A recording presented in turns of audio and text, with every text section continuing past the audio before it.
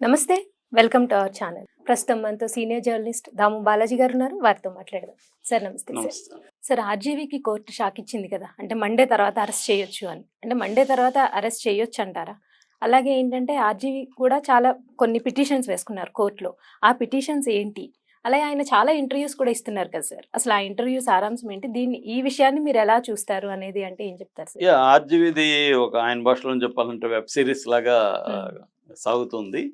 ఎందుకంటే మీడియాకి వేరే ఏ విషయాలు లేనప్పుడు ఏది దొరికితే దాన్నే బ్లోఅప్ చేసుకుంటూ వెళ్తుంది. అలాగా మనకి అఘోరి తర్వాత హ్మ్. ఆర్జీవీదే రంగంలోకి వచ్చింది. కాబట్టి అఘోరి ఎప్పుడైతే సైలెంట్ అయిందో ఆర్జీవీది తీసుకున్నారు. ఎందుకంటే మామూలుగానే ఆర్జీవీ అంటేనే కొంత మసాలా ఉంటది. ఆయనకు కూడా అది ఇష్టము. హ్మ్. కాకపోతే ఈసారి ఆయనకి కొంత డిఫరెంట్. ఎందుకంటే ఇప్పటివరకు ఆయన అరెస్టు దాకా పోలీసులొచ్చి నోటీసులు తీసుకొని అరెస్ట్ చేస్తారనే దాకా ఆయన లైఫ్‌లో ఎప్పుడు రాలేదు. హ్మ్. కేసులు ఆయన ఎప్పటినుంచో ఉన్నాయి. అన్నీ ఉన్నాయి గానీ, ఇదొక కొత్త రకమైన క్రైసిస్ ఆయనకి. సో, దాన్ని ఆయన ఎలా డీల్ చేశాడు? కోర్టు ఎలా ఉంది? దీని వెనక రాజకీయాలేంటి? ఈ విషయాలు మనం మాట్లాడుకుందాం. Okay sir.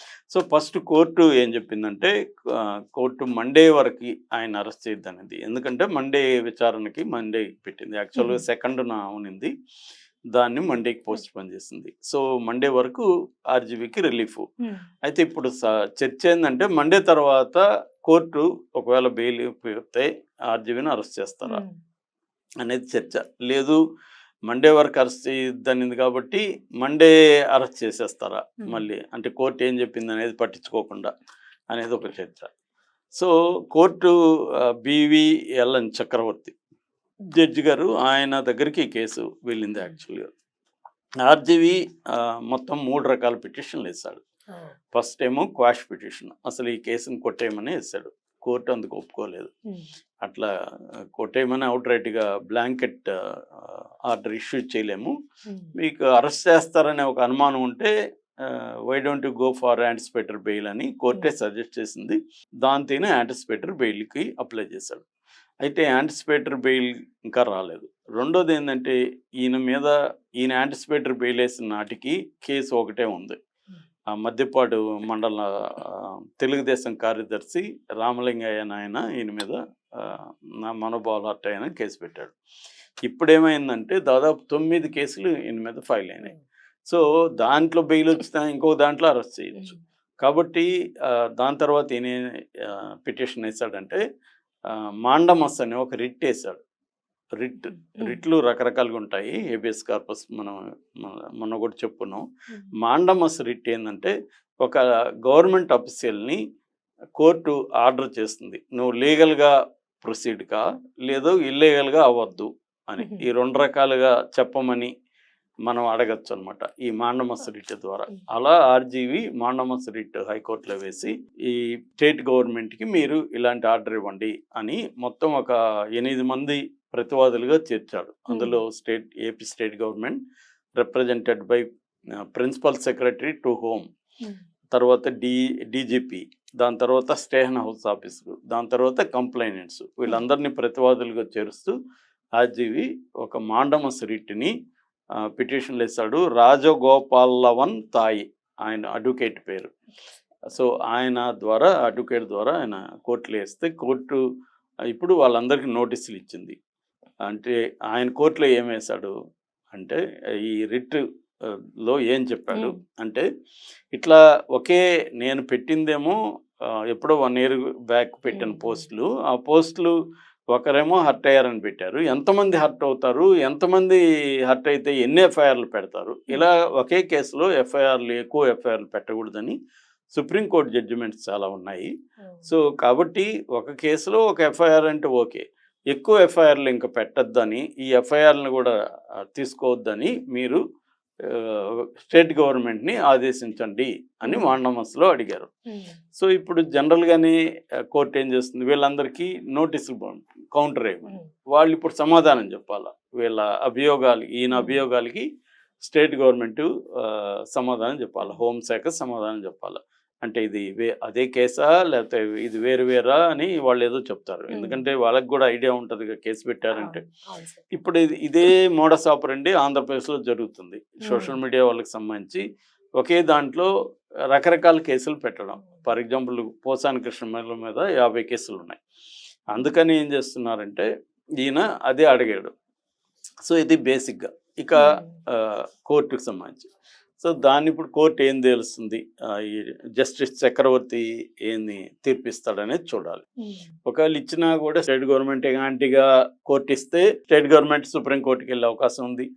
లేదు ఈయనకి యాంటీగా తీర్పిస్తే ఈయన సుప్రీంకోర్టుకి కూడా వెళ్ళే అవకాశం ఉంటుంది. సో అయితే ఈ లోపల ఈయన అరెస్ట్ చేయాలనుకుంటే చేయొచ్చు, వేరే కేసు పెట్టచ్చు కావాలంటే.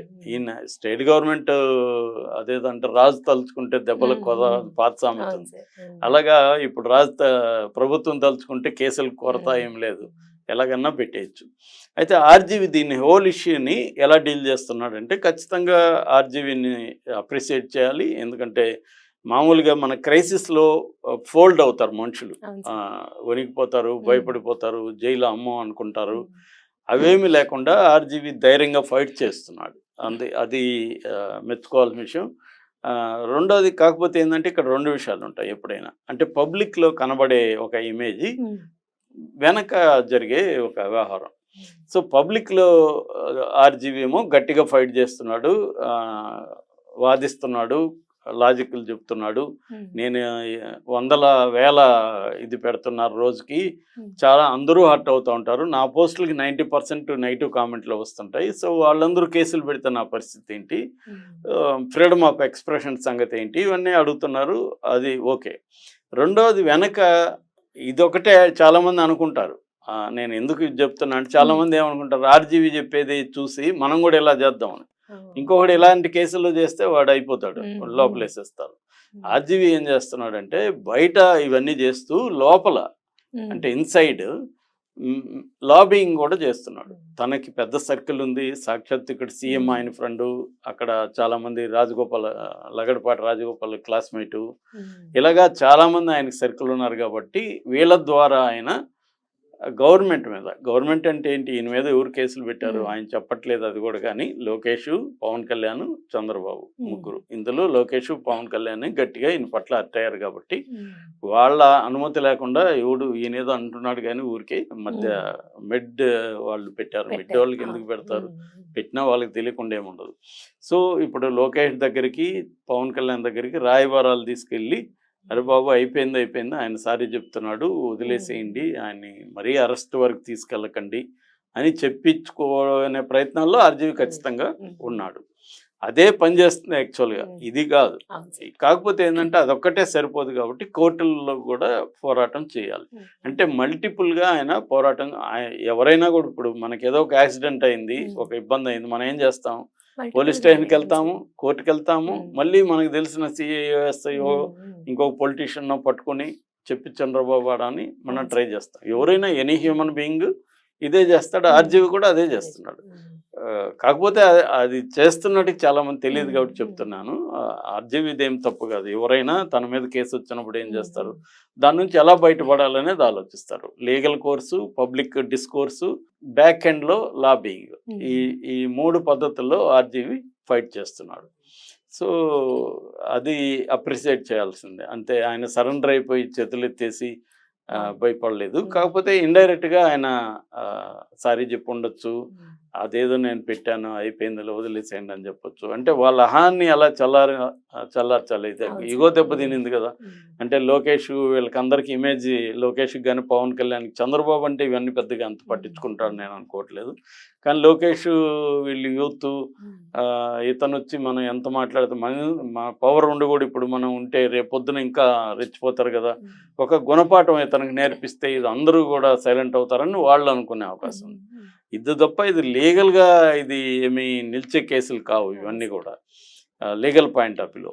ఎందుకంటే ఇది మామూలుగా అయితే పరువు నష్టం దావా వేయచ్చు, అంతకంటే ఏం లేదు. రోజు అందరినీ ఈయనే చెప్తున్నాడు. మెయిన్ స్ట్రీమ్ మీడియా ఎలా ఉందో మనకు తెలుసు. ఇవాళ మీడియా ఎవరైనా తమ ప్రత్యర్థుల్ని అతి దారుణంగానే మాట్లాడుతున్నారు. మన ఛానల్లో కూడా కామెంట్లు చూస్తే అంత దారుణంగా ఉంటాయి. వాళ్ళ మీద అంతా మనం మరి కేసులు పెట్టాలి. కాబట్టి ఏంటంటే ఇది కేసులు అనేవి ప్లాన్డ్గా కొంతమంది మీదే పెడుతుంది ప్రభుత్వం కూడా. ఎందుకంటే వాళ్ళని పెట్టడం ద్వారా ఇప్పుడు ఆర్జీవీకి చెప్పగలిగితే మిగతా వాళ్ళకి బుద్ధి వస్తుందని భయపెడితే ఆర్జీవీని. సో నేను అనుకోవడం ఇది ఇంకా ఇంతకంటే ముందుకు పోదు, ఆయన అరెస్ట్ కాకపోవచ్చు, ఆ, ఇక్కడతో ఈ వ్యవహారం ఆగిపోవచ్చు. కోర్టుల్లో నడుస్తుంటుంది లీగల్గా, కానీ యాక్చువల్గా అయితే ఆయన అరెస్ట్ చేసి జైల్లో పెట్టే పరిస్థితి ఉంటుందని నేను అనుకోవట్లేదు. దానికి కూడా ఆయన రెడీ అని చెప్తున్నాడు. అంటే ఎప్పుడైనా కూడా ఒక సూత్రం ఉంది, prepare for the worst, plan for the best అని.